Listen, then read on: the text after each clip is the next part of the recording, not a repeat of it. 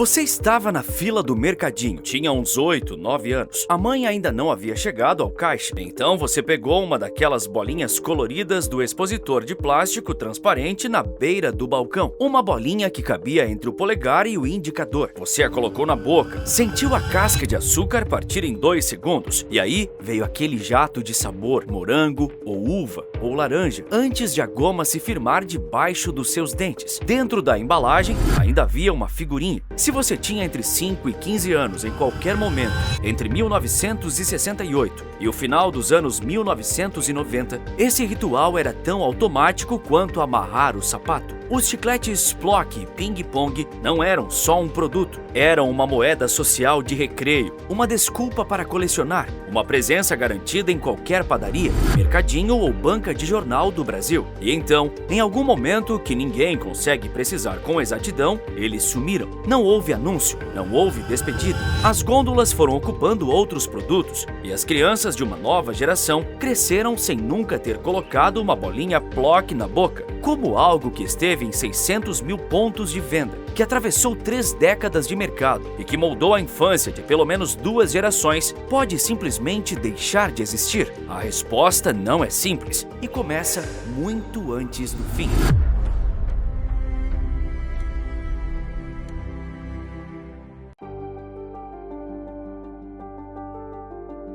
Em 1944, a cidade de São Paulo recebeu sua primeira fábrica de chicletes. A empresa era americana, a Adams, fundada em 1871 por Thomas Adams Jr. em Nova York. Ela chegou ao Brasil com apenas 30 operários e 2 caixinhas coloridas, uma amarela de hortelã, outra rosa de tutti-frutti. O produto era novidade absoluta. Boa parte da população nunca havia visto chiclete industrializado na vida. Alguns nem sabiam como usar. O contexto ajudou. Os soldados norte-americanos que passaram pelo Brasil durante a Segunda Guerra Mundial, nas bases de Natal e Barreiras, haviam deixado para trás o hábito de mascar. O chiclete chegou ao imaginário brasileiro como símbolo do modo de vida americano, moderno, livre, jovem. A Adams capitalizou isso com competência, mas a Adams mirava no adulto. Foi então que a Que Bom, uma empresa de sorvetes fundada em 1941 por um americano chamado Ulysses Harkson, enxergou o espaço vazio, o público infantil. Em 1945, a Que Bom lançou o Ping Pong, o primeiro chiclete de bola do Brasil. Era pequeno, redondo,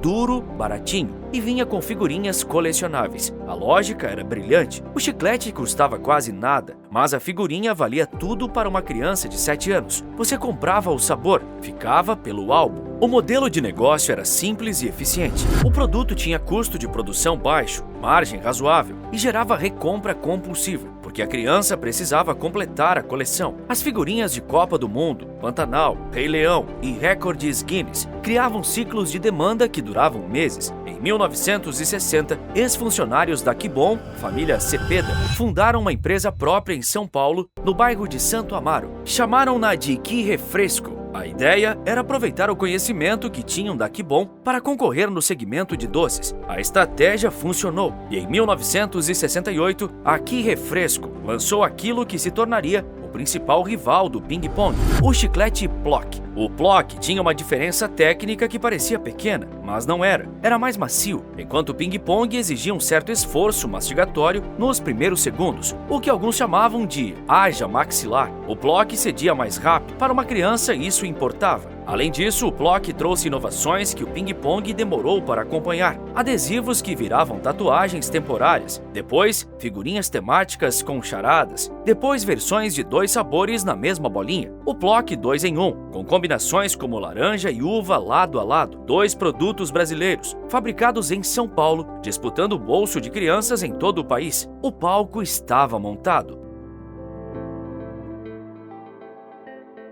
O que o Plock e o Ping Pong entenderam antes de muita gente é que produto e experiência são coisas diferentes. A bolinha de chiclete era o veículo, A figurinha, o álbum, a tatuagem, isso era o vínculo. Construir algo que as pessoas queiram de volta todos os dias exige mais do que uma boa fórmula. Exige uma razão para retornar. Voltemos ao Brasil dos anos 1970. A Que Refresco já havia consolidado o Plock no mercado e a competição com o ping-pong estava esquentando. Mas havia uma mudança acontecendo nos bastidores corporativos que poucos consumidores percebiam e que definiria o destino de ambas as marcas décadas depois. Em 1982, a Que Bom tomou uma decisão estratégica que parecia sensata na época. Repassou toda a sua linha de produtos secos, chicletes, chocolates, sucos em pó, para a Que Refresco, sua empresa associada. O objetivo era direto. A Que Bom queria se concentrar nos sorvetes, onde detinha ao menos 60% do mercado brasileiro. Terceirizar o restante era uma forma de ganhar foco. Com isso, a Que Refresco passou a controlar os dois maiores chicletes de bola do país, o Ping Pong, que havia herdado da Que Bom, e o Plock, seu próprio produto. Era uma posição invejável, e nos anos seguintes, o mercado recompensou. Os anos 1980 foram o auge. O Plock patrocinou o que havia de mais pop na cultura infantil brasileira. Houve coleções de figurinhas com personagens do Atari, aquele videogame que chegava ao Brasil como uma febre irresistível. Houve o Plock Monsters, de 1988, com criaturas coloridas que misturavam terror e humor. Houve charadas, adesivos, tatuagens temporárias que as crianças colavam no braço e escondiam dos professores. O Plock se tornou tão associado à identidade dos anos 1980 que o Circo Voador, no Rio de Janeiro, batizou sua festa temática da década com o nome do chiclete. Não era publicidade paga, era reconhecimento espontâneo de que aquela bolinha colorida havia penetrado fundo na memória afetiva de toda uma geração. Os números do setor corroboravam. O Brasil já era, nos anos 1990, o terceiro maior mercado consumidor de chicletes do mundo, com 18 milhões de unidades vendidas por dia. Desses 18 milhões, uma parcela expressiva passava pelas mãos da Que Refresco. A empresa, instalada na rua Vicente Gomes, em Santo Amaro, São Paulo, havia crescido de uma pequena fábrica familiar para uma operação de escala nacional. Entretanto, o crescimento carregava dentro de si uma fragilidade que só ficaria visível quando o vento mudasse de direção. A Que Refresco era uma empresa de porte médio competindo no mercado que estava prestes a ser redefinido por gigantes multinacionais. E os gigantes estavam chegando. O primeiro sinal veio de cima, uma transação corporativa que não fazia manchete em jornal nenhum, mas que alterou o destino de tudo. Em dezembro de 1993, a Philip Morris, um dos maiores conglomerados de alimentos e tabaco do mundo, comprou a Que Refresco. O preço não foi divulgado. Com a aquisição, o Plock e o Ping Pong passaram a pertencer a uma estrutura corporativa americana que tinha outras prioridades. A produção das balas soft, outro produto icônico da Que Refresco, foi encerrada logo depois. Os chicletes continuaram por enquanto. Porém, 2 anos depois, em 1995, a Philip Morris reorganizou suas divisões de alimentos, unificando-as sob a marca Kraft Foods. O Plock e o Ping Pong agora eram ativos de uma empresa que faturava dezenas de bilhões de dólares por ano e que tinha no portfólio marcas como Tang, Lacta, Sonho de Valsa, Oreo e Trident. Para a Kraft, os dois chicletes de bola brasileiros eram produtos de nicho, com margens pequenas e posicionamento datado. A decisão que a Kraft tomou foi racional do ponto de vista financeiro, manter apenas uma das marcas. Escolheu o Plock. O Ping Pong, que havia chegado ao Brasil em 1945 como o primeiro chiclete de bola do país, 48 anos de mercado, foi descontinuado. Contudo, o Plock sobrevivente também estava sendo sufocado por outro lado. A concorrência havia se sofisticado de um modo que os chicletes de bola simplesmente não conseguiam acompanhar.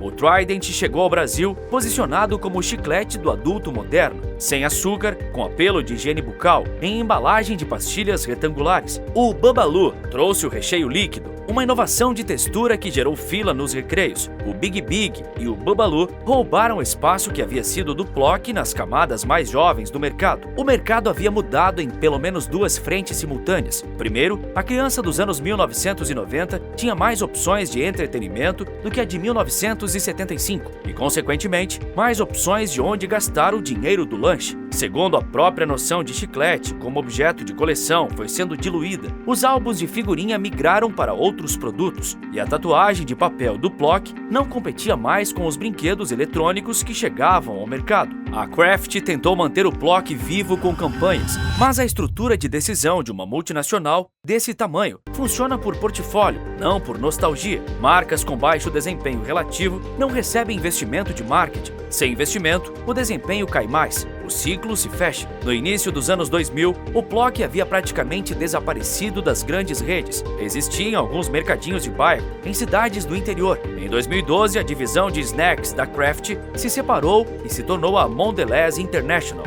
um nome novo para o mesmo problema antigo. Uma carteira de produtos enorme demais para tratar cada marca com atenção individual. O Plock continuou sendo negligenciado e em 2015, segundo informações que a própria Mondelez confirmaria anos depois em processo judicial, os chicletes saíram definitivamente do mercado.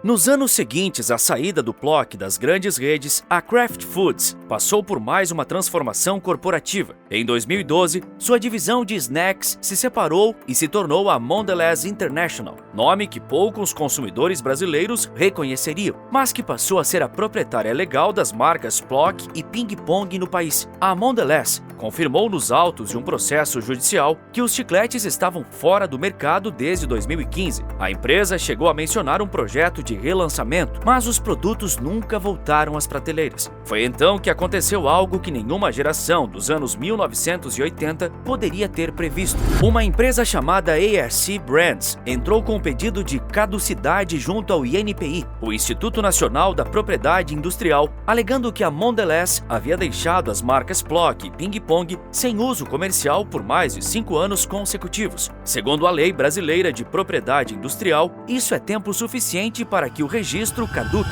A Mondelez não conseguiu provar o uso efetivo das marcas no período exigido. O resultado, a multinacional perdeu o direito às duas marcas, Plock e Ping Pong, que haviam nascido no Brasil, crescido no Brasil e morrido no Brasil, agora pertencem legalmente a outra empresa, uma que não as criou, mas que enxergou nelas algo que a proprietária anterior havia deixado de ver. As embalagens originais continuam sendo itens de colecionador. No Mercado Livre, coleções completas de figurinhas chegaram a ser anunciadas por valores acima de R$10 mil. O mercado da nostalgia avaliou em dinheiro aquilo que o mercado corporativo havia descartado. O que a história do Plock e do Ping Pong revela não é uma falha de produto. Era um produto que funcionava bem, amado por seus consumidores, com distribuição nacional e reconhecimento de marca consolidado. O que falhou foi a capacidade de uma estrutura corporativa de perceber que certas marcas têm valor além do volume de vendas e que ignorar esse valor por tempo demais tem consequências jurídicas concretas. Uma marca que não aparece no balanço contábil pode desaparecer do estoque. Uma que não aparece nas prateleiras por 5 anos consecutivos pode desaparecer do registro. E o que sai do registro, sob a lei brasileira, deixa de pertencer a quem o detinha. Antes de fechar esse vídeo, eu quero te perguntar uma coisa. Você lembra da sua última bolinha de Plock? Da última figurinha que tirou da embalagem? Ou do exato momento em que percebeu que eles tinham sumido das prateleiras? Aquela ausência que a gente só nota quando já é tarde. Conta pra mim nos comentários, qual era o seu sabor favorito? Você completou algum álbum? Se você chegou até aqui, você sabe o que fazer. Deixa o like, se inscreve no canal e ativa o sininho. Agora veja o vídeo que está aparecendo na sua tela e descubra por que o Pão de Açúcar está quebrando.